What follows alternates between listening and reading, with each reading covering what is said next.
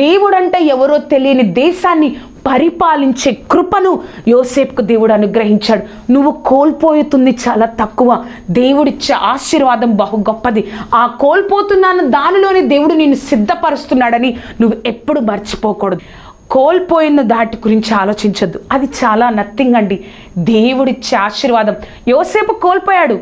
ఒక 17 సంవత్సరాల నుంచి కొన్ని సంవత్సరాలు, అంటే ఒక 13, 14, 15 సంవత్సరాలు కోల్పోయాడు.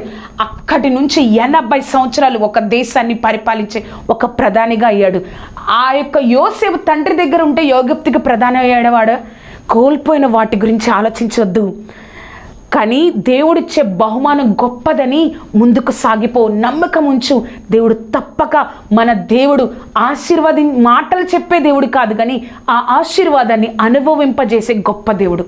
దేవుడు మిమ్మల్ని దీవించును గాక. Amen, amen, amen.